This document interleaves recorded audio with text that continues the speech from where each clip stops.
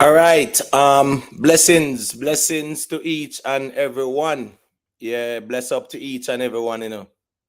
Yeah, man. Manners and respect to each and everyone. Um, for the check-in. You know what the thing go. Yeah, man. This is a little reasoning on some things that we see going on in the news. Yeah, pretty much. We definitely want to reason on two topics. Yeah, present some context on two topics. The first one is, Dwayne Vas, yeah, the former member of parliament. Yeah, he's still a member of the People's National Party. He's a caretaker. Yeah, he has been quote unquote charged, and we see the various news headlines to say that he's charged by the independent commission.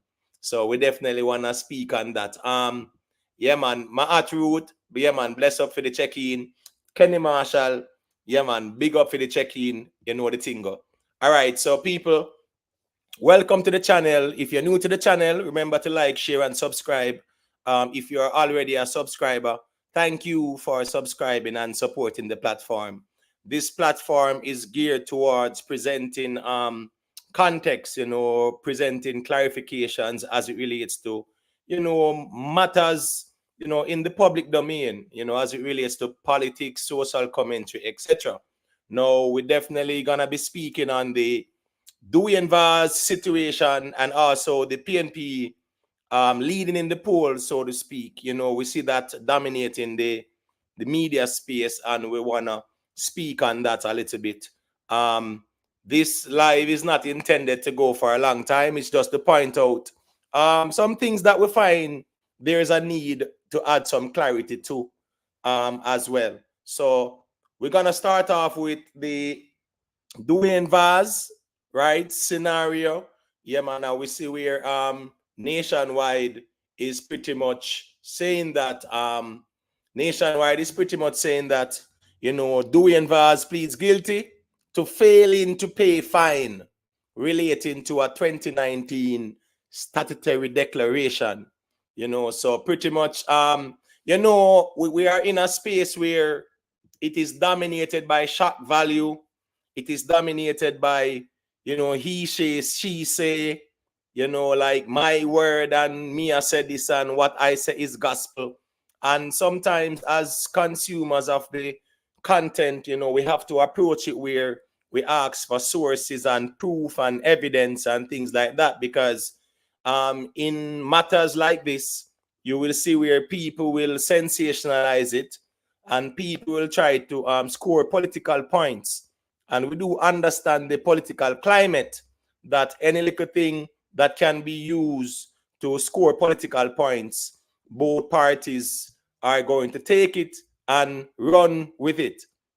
So as it relates to the Dwayne Vas, just to add some context, I said before, there are a number of media houses saying that he has been charged by the Integrity Commission. And we can agree that he has been charged by the Integrity Commission. But I think the context is really important to really dissect this situation. The reality is that, Mr. Vas did Mr. Vas did he did point out this incident. I think he did a February 24 he did a February 24 letter, and looking at your screen, you can see the letter that he did, in response to the Integrity Commission, right? And it says, for immediate release, Dwayne Vas, MP caretaker, Central Westmoreland, April 24th, 2024. And it says clarification and response to parliamentary reports, Re-Integrity Commission from Dwayne Vas. Following the discussions in Parliament today, April 23rd, 2024, regarding allegations of non-compliance with the Integrity Commission, I wish to provide a detailed account of the events and clarify my adherence to the requirements set forth by the Integrity Commission Act. And he gives a chronological timeline here. On March 2020, I filed my initial statutory declaration for the year ending 2019. ensuring compliance with the guidelines of the Integrity Commission Act. Requests for additional documents. The Integrity Commission subsequently requested additional documents concerning a specific entity with which I am associated. Despite facing unforeseen delays accessing the information, I remained in constant communication with the Commission and sought extensions to gather the required documentation. February 8, 2021, I was informed by the Commission of a potential fixed penalty for the delayed submission of the requested information. So he's saying that in February 18, 2021, he was notified by the Integrity Commission of a fixed penalty, for the delay in the submission of the requested information. All right. Now, number 4, he's saying that the requested additional information was submitted with all the necessary documents fully completed by March 2021. So he got the notice February 18th that there's a penalty, and he submitted everything, he said, by March 2021. Now he's saying that May 18th, 2021, the Integrity Commission confirmed that my statutory declarations up to December 31st, 2019 was duly completed in accordance with the provisions of the Act. This confirmation was issued under Section 42 of the Integrity Commission Act. And, pretty much it is saying that the Integrity Commission hereby certifies that your statutory declaration of December 31st, 2019 has been examined. Based on the examination, which does not constitute an audit, it appears that the declaration has been duly completed in accordance with the provisions of the Act. So pretty much, he's making it very clear that he has complied with providing the Integrity Commission with the requisite documents. What he has acknowledged, though, is that he is late in the submission to the point where the Integrity Commission notified him of a penalty. So pretty much what we see in the news right now, what we see going on in the news right now, it's more of a scenario of, say, politics being played, because we are very much aware of a quote-unquote 6 members of parliament who are yet to, make their declarations, So at the end of the day, this scenario is not a matter of, oh, he is charged by the Integrity Commission, for quote-unquote failure, or he's under investigation and he has been charged by them. That is really not the case. This matter is a matter whereas he has been charged for failure to produce the requisite documentation in time. That is where that is at right now. Failure to provide the necessary documents that the Integrity Commission requires in a timely manner. So that is pretty much where that is. So for those who might require some clarity on the matter, this kind of pretty much sums it up in a nutshell, right? In a nutshell, it pretty much sums it up to show you that it's not a matter of, oh, he's under investigation by the Integrity Commission, and therefore, yeah, man, he's one of the illicit 6 or things like that. So just to add some more, context, this is from the Jamaica Observer. PNP Duan Vas pleads guilty to Integrity Commission charge. So the charge is what? Failure to provide them with the necessary documents in a timely manner. This is not a matter of, oh, he's under investigation, so therefore, yeah, man, he's been criminally charged for breach of the Corruption Prevention Act or the Integrity Commission Act as it relates to corruption. So yes, people will try to turn it in a tribal conversation. People will try to sensationalize it. But the reality is that it is a matter that has to do with a late submission, and not to say, well, the man is guilty of committing any corruption charges. So people, it's important for us to look at the information clearly. Do not depend on others to present the information to you in a manner where it is sugar coated, it is sanitized, it is lacking context, there is no clarity, and we just say the headlines and then we just run with it and say, oh, see, then now PNP in a corruption to or whatever. I think that, it's important for the media. They have a responsibility to convey the information so it is crystal clear to the audience. What we see nowadays is a lot of clickbaiting going on, a lot of people who they actually depend on the shock value, the sensationalism, and the people kind of try to politicize everything to score political points. So in reality, Mr. Duan Vas has not been charged for any form of corruption based on what is being conveyed here. Pretty much it's more like a late submission. So it's just like you who owe your credit card bill or whatever utility bill, and then notify you and say, well, there's a late payment fee, and so at the end of the day, you're late, so you have to pay the charges. So it can also be said that you were charged for late submission in terms of the payment. So it's pretty much a similar matter like this.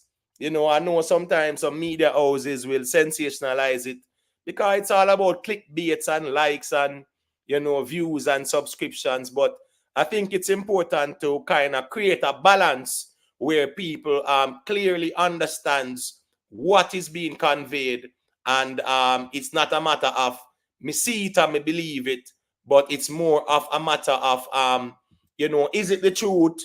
Does it give the right context and things like that? So as it relates to the PNP, right, the People's National Party, and the polls, yeah, we actually see where there is a poll going on. There's a poll that was concluded recently done on this poll, and it is showing that the People's National Party is getting some favorable responses, right? And I'm just adding this for some context, and this says the PNP extends lead, right? April 2024 national poll, right? And it says PNP increases margin in voting intentions, and it is showing you that September 2023, right? There is that 26% to a 29.5% for the PNP. So pretty much the intentions of the voters in 2023 September, it's like they are in favor of the JLP at 26.1%, and they are in favor of the PNP at 29.5%. In April 2024, they are in favor of the JLP at 29%, and they are in favor of the PNP at 36.8%. So pretty much it is showing that the PNP is leading by, say, let's say 7.8%. Right? So, Mark Golden is very happy, and yeah, the PNP is very pretty much happy about it as well. You see the Jamaica Gleaner, it's a big lead for the PNP. That is their headline. And you know how that go. It's here again in the Jamaica Gleaner. Opposition party holds strong edge over JLP as political landscape shifts, right? And this is Mark Golden saying, thank you for putting your confidence in us. We will continue to advocate for you, etc., etc. Now, this is one reflecting a statistical dead heat, right? Now, it is showing a statistical dead heat, and this is an April 2024 national poll. It's the same Dan Anderson poll, right? And it says, Mark Golden closes favorability gap. Andrew Holness negativity rating rises significantly, right? And they are showing you that the positive, the PNP is 37%, the JLP is at 40%, right? So the people view the PNP positively, 37%. The JLP, 40%. So you can say here, Andrew Holness has a 3% lead. In the negative now, 18% are saying, well, they view the PNP as negative, and 31% is saying that they view the JLP as negative. So that's like a 13% more people view the JLP negative more than positive. What is important as well is context. You have net favorability. Sometimes these are words that are used when it comes on to these polls, right? And it is showing you that net favorability, right? Mark Golding versus Andrew Holness. Mark Golding is at 19%. Andrew Holness is at 9%. And it says net favorability is the percentage of persons who view leaders favorably minus, the percentage who view them unfavorably. So this is a Dan Anderson poll, right? Yeah, man, that was commissioned in, this month pretty much. But just to add some context to it, pretty much, it is a PNP commission poll. So the PNP pretty much paid Dan Anderson to commission the poll. The important context as well is that a little bit over 1,000 people were polled. But at the same time, the information being conveyed, especially in this section here where it says wrong direction, it says majority of Jamaicans believe the JLP is leading the country in the wrong direction. So you poll little bit over 1,000 people, but at the same time, you are framing it that majority of Jamaicans. Now, we understand that you're speaking in the context of the poll, but polling little bit over 1,000 people, does not equate to the 3 million people that are in Jamaica, so to speak. But at the same time, this can also be misleading. So it is saying the right direction. 28% believes that, no change, 25%. Wrong direction, 47%. So out of the 1,000 odd people who were polled, 47% say wrong direction. So these polls, while these polls have always been beneficial and it's an indication of the public's opinion, it's not a general reflection of the society. Polling 1,000 people and telling us that these are the majority of Jamaicans who disagree with the government and things like that. I think it's a misrepresentation of the facts. Polling 1,000 people, it depends where you go. You go down to Tivoli Garden and you poll 1,500 people. Chances are 1,499 will be favorable of the JLP. And if you're going to Rima or those places which are predominantly PNP, it's going to be the same. So that's why for me, polls have been misleading. Polls are an indication, but they should not be accepted as absolute facts.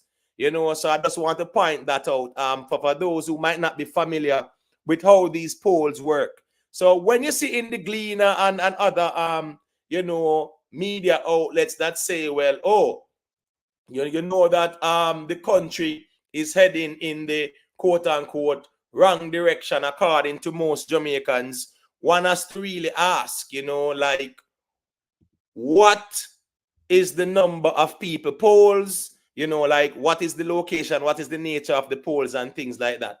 So the reality is that things will always be conveyed in a manner that it is geared towards this sensationalism.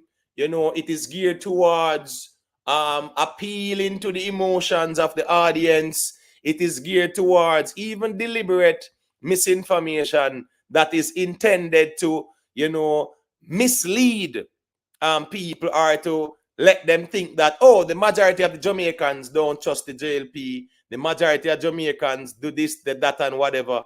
And when you ask the details of the question and say, how many people were polled? Well, it's 1,300, it's 1,200. What? And you're making it look as if it is a reflection of the voices of Jamaica. No, man, we have to put things in context. So, in closing, I just want to point this out, that the polls, does not reflect the society. 1,000 people or so does not speak for the society. these polls does come with some confirmation bias as well. You know, PNP fund the poll. Well, I don't expect you know, the details to be in favorable of the PNP. You know, JLP does the poll, the results are normally favorable. So politicians will conduct polls, but the results does or the result is replete with confirmation bias from time to time. So this is just to add some context. So when you see people, you know, cheering it on and say, well, PNP's leading and JLP's way behind, it can be a false dawn, so to speak, you know, where it actually breeds complacency and things like that. So when it comes on to politics, I think it's important for us to focus on the meat of the matter, the substance of the arguments. You know, don't too depend on the mainstream media with their clickbaits and their shock and you know, headlines and sensationalized headlines and things like that. Because we know, so a lot of us as people, it's normal. We can be gullible at times, you know, we just run with something and we're not even sure how it go. We don't fact check nothing at all. We just run with it. So that is just how that goes. So big up on yourself, respect to the ones and ones who check in. And for those who are catching it on the playback, you can also feel free to like, share, subscribe, leave a comment. Let me hear what your perspective are. And for those who are here before you leave, just leave a like as well, and you can share and subscribe. Yeah, man, big up to all the ones and ones who are here to check out this stream. Yeah, man, manners and respect to everyone. Wanna big up on yourself.